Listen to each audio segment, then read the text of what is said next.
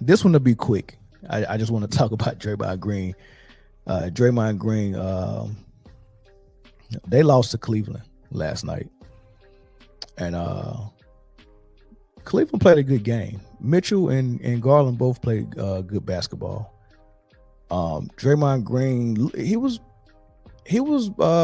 doing this thing a little bit early. You know, he hit two key threes early, one in the first quarter, one in third. You know what I'm saying? You know, they was daring him to shoot, and he was shooting it with no conscience, man. And he was knocking it down. He was pretty hyped about knocking down those threes. They must have been talking trash to him, but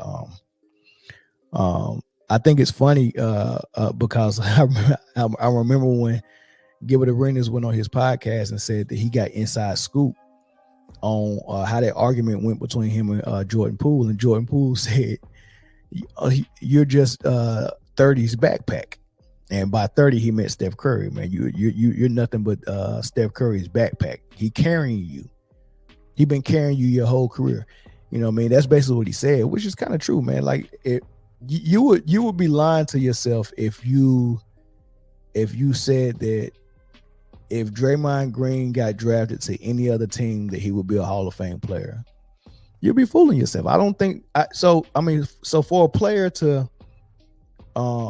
ride somebody's coattail all the way to the Hall of Fame, that's different. We don't see that a lot. You know what I'm saying? We really don't see that a lot. Like Scottie Pippen, I wouldn't say he rode Jordan's coattail. I think he was a key contributor. He was the co-star, right? Basically, that's what Klay Thompson is. Klay Thompson is the co-star. He's not riding Steph's coattail. Now, are they benefiting from each other? Yeah, Jordan benefited from Pippen and vice versa. Pippen probably benefited a little bit more than Jordan did from him, because Jordan was the better player. And, but with Klay and Steph, man, they complement each other so much. They probably benefited each other equally because the matchups that Steph couldn't handle on defense, Klay would do it for him. And being someone on the other end that's just as deadly of a three-point shooter as Steph changes the way you can guard Steph. So it's kind of hard to key on him like you want to because you got another splash brother over there. So they complemented each other a lot both ways. But I don't, Draymond has complimented them as far as Steph and Klay probably didn't have the personality or the reputation of being an enforcer, right? Like they're not going to scare you, right? So quite naturally, I think people just looking at them, looking at their stature, looking at their demeanor, looking at how they was brought up, they probably think they can come in and punk them.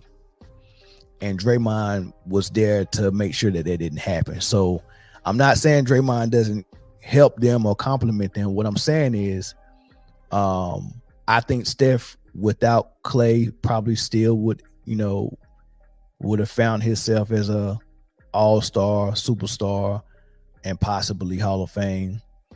Klay maybe, but Draymond definitely not. If Draymond's not on Golden State, he's not getting in the Hall of Fame. None of that. He's not. He's just not, right? And Draymond's a good player. Don't get me wrong. He's a good player, but he just don't have that skill set that gets you in the Hall of Fame unless you land on a squad like Golden State. You get what I'm saying? Like Dennis Rodman landed on the team Bad Boy Pistons, and we was able to see something from Rodman defensively and toughness and rebounding.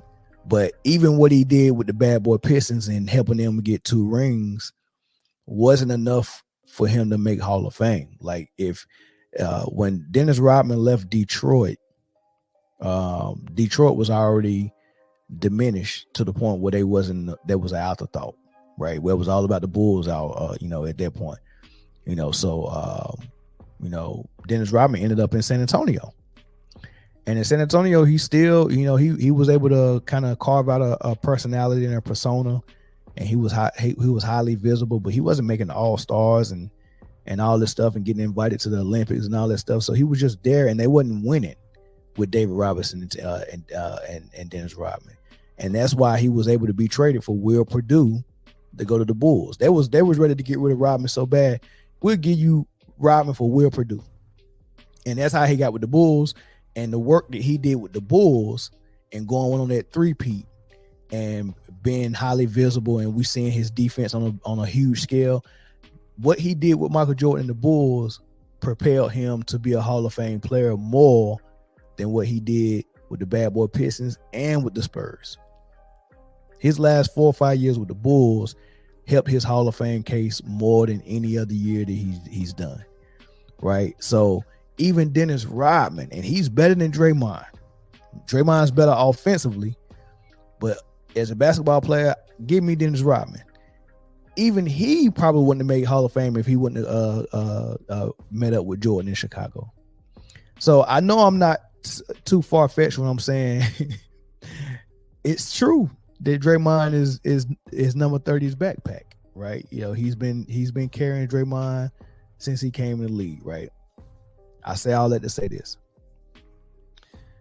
He got kicked out of the game last night. He got 2 technicals. The first tech he got tangled up with somebody down low for a rebound, and you know, he had his left arm on his neck and shoulder area when the ball was going up, and he kind of jumped but leaned his elbow all in his shoulder and went for the ball with one hand as if to show the referee that he's holding my arm.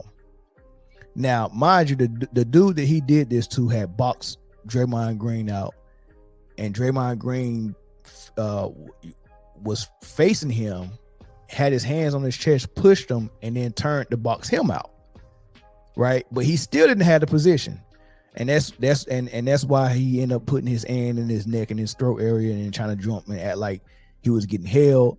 And then when he jumped, the dude just kind of fell to the ground, and Draymond fell with him because he was leaning on his shoulder when he jumped.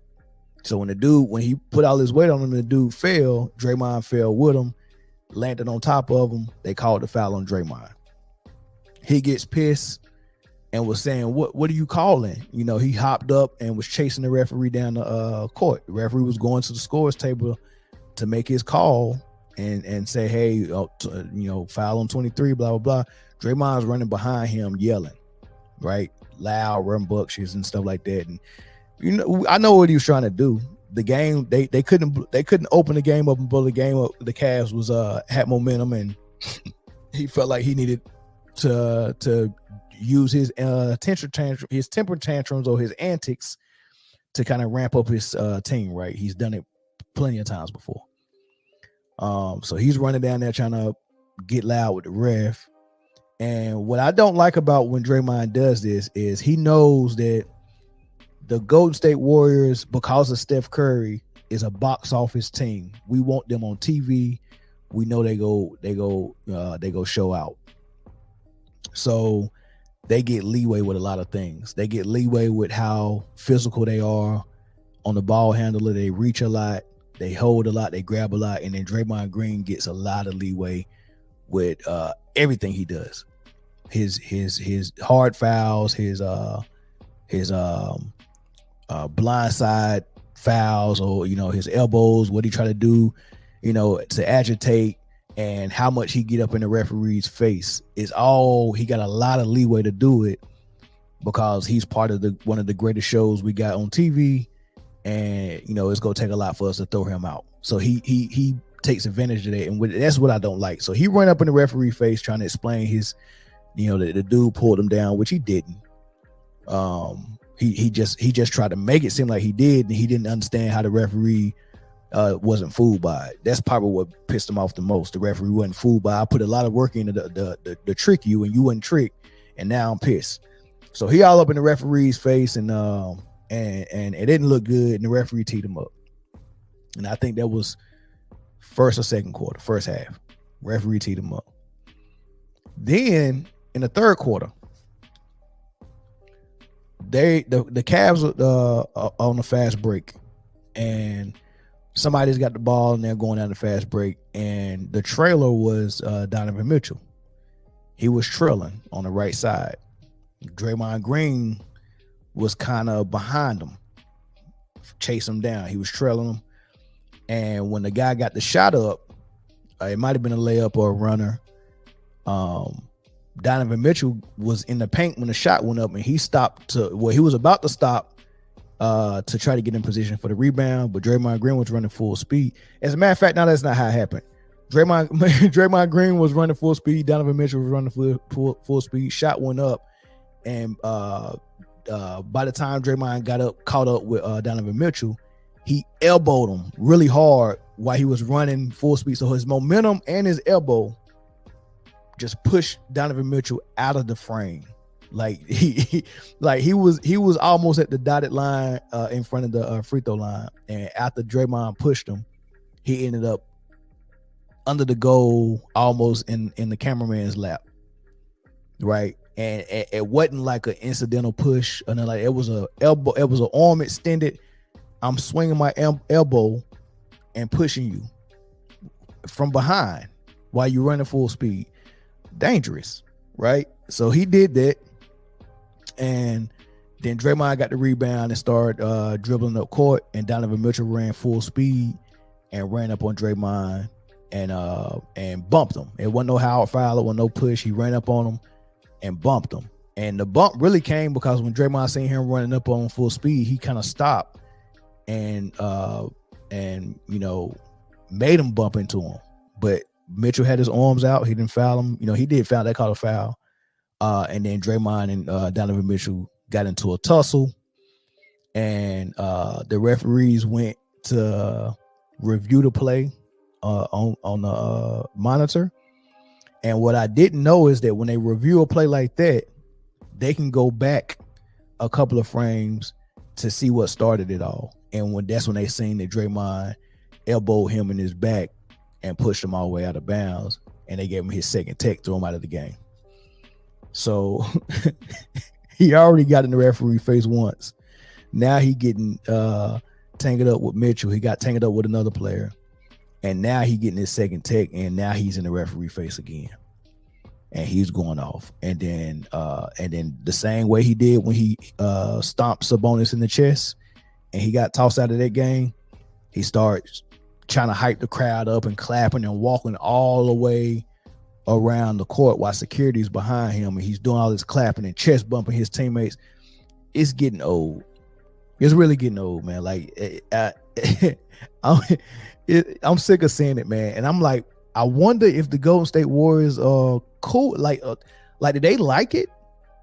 That's what I really don't understand. Do they like it, or is it old for them too? Or are they tired of it as well?